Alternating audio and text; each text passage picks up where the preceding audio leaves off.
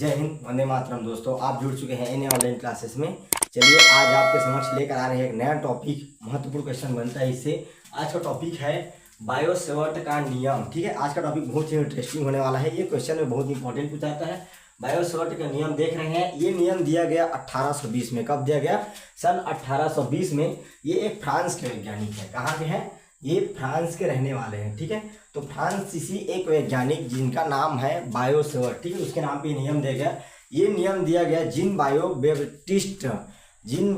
Baptist और एक और वैज्ञानिक है फेलिक्स सेवर्ट। ठीक है, दो वैज्ञानिक है, जीन बायो बेप्टिस्ट और एक नाम है Felix Savart. Gene bio Baptist के नाम से बायो लिया गया, ये बायो जो है उन्हीं के नाम से लिया गया, और सेवर्ट, ये सेवर्ट लिया गया है फेलिक्स सेवर्ट के नाम से लिया गया है सेवर्ट। तो दोनों वैज्ञानिकों ने मिलकर ये नियम दिया जिसको बोलते हैं बायो-सेवर्ट का नियम। ये नियम 1820 में दिया गया। ये दोनों वैज्ञानिक फ्रांस के रहने वाले हैं। चलिए देखते हैं। तो इन्होंने दिया कि अगर कोई एक चालक है, देखिए बताते हैं। ये एक्स हो गया और ये हो गया वाई। तो एक्स वाई एक चालक है। एक्स वाई क्या है? माना कि एक्स वाई क्या है? एक चालक है या कोई विद्युत परिपथ है। ठीक है, तो एक्स वाई एक चालक है या विद्युत परिपथ है जिसमें क्या बह रहा है? आई धारा बह रहा है। क्या बह रहा है? आई धारा बह रहा है। तो ये धारा में बहने के कारण कुछ चीजें उत्पन्न हो जाएगी। क्या हो जाएगी? उत्पन्न। देखिए, ये अल्पांश से उत्पन्न हो जाता है। क्या हो जाता है? अल्पांश से क्या हो जाता है? उत्पन्न हो जाता है। तो ये अल्पांश का नाम है, ये अल्पांश का नाम दे दिए हैं ए और बी। अल्पांश का नाम क्या दिए हैं? ए और बी। इसको हम लोग मान लेते हैं कि इसका लंबाई कितना है? तो डीएल है। क्या है? डीएल। और यहाँ अल्पांश उत्पन्न हो रहा है तो यहाँ से रिलेटेड एक कोण बन रहा है जिसको हम बोल देते हैं थीटा। क्या बोल देंगे कि बन देंगे कोण को? चालक, और जो कोण बन रहा है उसको बोल देंगे थीटा। ठीक है, और P एक बिंदु है जहाँ चुंबकीय क्षेत्र क्या हो रहा है? उत्पन्न हो रहा है। ठीक है, चार देखिए समझिए। माना कि एक्स वाई एक चालक है। क्या है? एक्स वाई एक चालक है जिसमें आई धारा प्रवाहित होगा। क्या होगा? आई धारा प्रवाहित होगा, और आई धारा प्रवाहित होने के कारण इसमें एक अल्पांश बन जाएगा जिसको नाम है डीएल। क्या नाम है? डीएल। और इसमें जो अल्पांश बनेगा उससे कुछ दूरी पर एक कोण बनेगा। क्या बनेगा? कोण बनेगा जहां विद्युत क्षेत्र की तीव्रता क्या होगी? बनेगी। चलिए ठीक देखते हैं। तो उस कोण का नाम है थीटा। क्या नाम है? कोण का नाम है थीटा। और इससे जहां दूरी में हो रहा है उस दूरी का नाम है आर। क्या नाम है? आर। ठीक है, चलिए बताते हैं।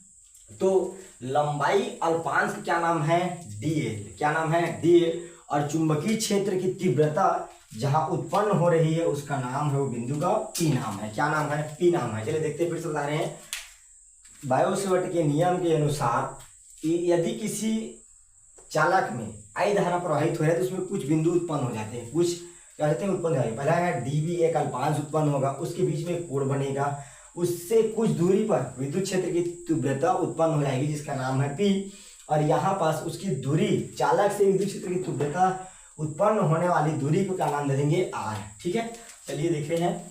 तो इसकी जो विद्युत क्षेत्र की तीव्रता है वो चार बिंदु पर डिपेंड करेगी। किस पर डिपेंड करेगी? चार बिंदु पर क्या करेगी? डिपेंड करेगी।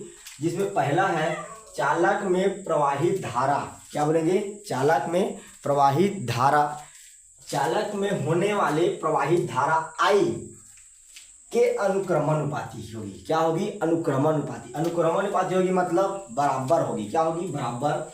अगर विद्युत क्षेत्र की तीव्रता उत्पन्न होगी तो इसमें धारा बहेगा, अगर धारा उत्पन्न होगी तो इसमें तीव्रता होगा। समझ में आया कि नहीं? जैसे मैं इस ढक्कन को निकालूंगा, क्या बोलूंगा? जैसे कि कुछ बराबर होगा। क्या होगा? बराबर होगा। अगर मान लो, जैसे एक एग्जाम्पल समझते हैं कि मान लो मेरे पास पैसा है। क्या है? मेरे पास पैसा है, तो पैसा है तो खर्चा भी होगा, और जब खर्चा आएगा तो मेरे पास पैसा भी रहेगा।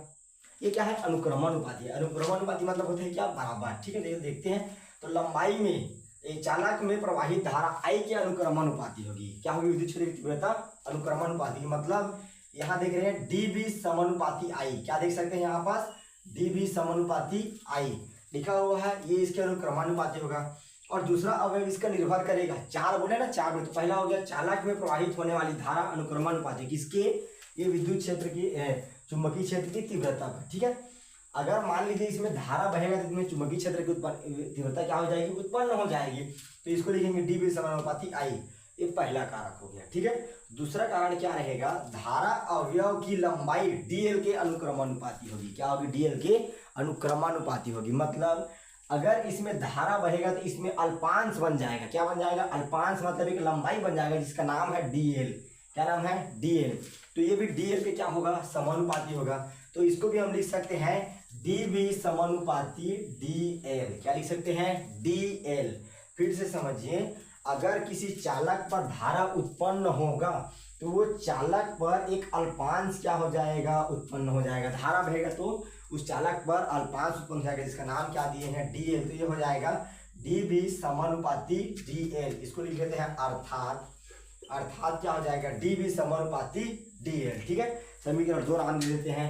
और देखिए तीसरा कारण क्या आ रहा है, तो साइन थीटा के, मतलब सीधा सीधा है कि जो चालक है उस पर अगर धारा बह रहा है तो उसमें अल्पांश भी बनेगा और विद्युत क्षेत्र की, चुंबकीय क्षेत्र की तीव्रता भी बनेगी और वहां एक कोण का भी निर्माण होगा, झुकाव होगा ना। तो कितने कोण पर झुक रहा है, तो उसको देते हैं साइन थीटा। क्या देते हैं, साइन थीटा।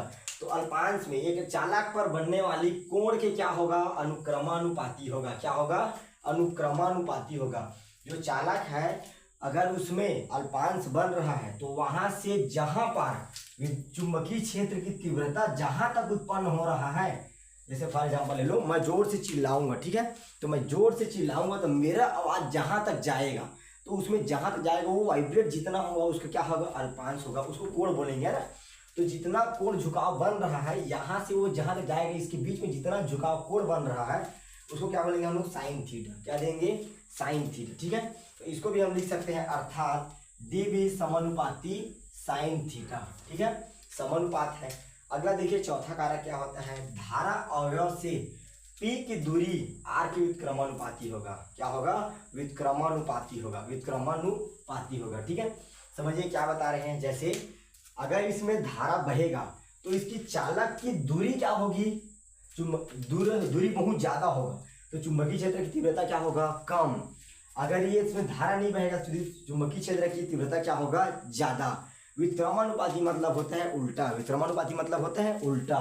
तो देखिए बताते हैं, मतलब अगर धारा अवयव से P दूरी पर R की व्युत्क्रमानुपाती होगा, मतलब अगर ये दूरी बढ़ेगा तो चुंबकीय क्षेत्र की तीव्रता कम होगी, अगर दूरी घटेगा तो चुंबकीय क्षेत्र की तीव्रता क्या होगी, ज्यादा। चलिए देखिए बताते हैं, ये एक चुंबक है, ये भी एक चुंबक है, ठीक है, NS है। अगर दूरी ज्यादा हो गया तो इसमें खिंचाव क्या रहेगा, कम। अगर दूरी पास हो गया तो ये खिंचाव क्या हो गया, ज्यादा। मतलब ये क्या है, व्युत्क्रमानुपाती है। ठीक है, व्युत्क्रमानुपाती मतलब होता है उल्टा। तो इसको लिख सकते हैं DB समानुपाती 1/r²। 1/r² मतलब 1 है, मतलब क्या है, ये r², मतलब ये उल्टा है। ठीक है, देखिए अगर ये बढ़ेगा तो ये कम होगा, ये बढ़ेगा तो ये कम होगा, मतलब दूरी कम करने पर चुंबकीय क्षेत्र की तीव्रता बढ़ जाएगा, चुंबकीय क्षेत्र की तीव्रता कम करने पर दूरी क्या हो जाएगा, बढ़ जाएगा। मतलब दोनों के एक दूसरे क्या है, व्युत्क्रमानुपाती है। ये बढ़ेगा तो ये कम होगा, ये कम होगा तो ये बढ़ेगा। इसको बोलते हैं क्या, DB समानुपाती 1/r²। ठीक है, ये समीकरण चौथा हो गया। ये चारों समीकरण को अगर हम मिला के जब लिखते हैं तो ये बनता है, ये आपका देखिए समीकरण 1, 2 और 3 और चौथा से चारों को मिलाकर अगर लिखेंगे तो देखिए क्या बनता है, DB समानुपाती I। जो समानुपाती है वो कहाँ आएगा, ऊपर। कहाँ आएगा, ऊपर। चलिए देखिए कैसे, तो जैसे I क्या है, इसकी समानुपाती है तो भैया I। DL क्या है, समानुपाती है तो DL भी कहाँ जाएगा, DL समानुपाती रहेगा। साइन थीटा भी क्या है, समानुपाती। मतलब अगर इसमें चुंबकीय क्षेत्र की तीव्रता उत्पन्न होगा तो I बनेगा, I बढ़ेगा तो चुंबकीय क्षेत्र की तीव्रता उत्पन्न होगा, चुंबकीय क्षेत्र की तीव्रता उत्पन्न होगा तो उसमें क्या बनेगा, अल्पांश बनेगा, अल्पांश बनेगा तो उससे कोण बनेगा।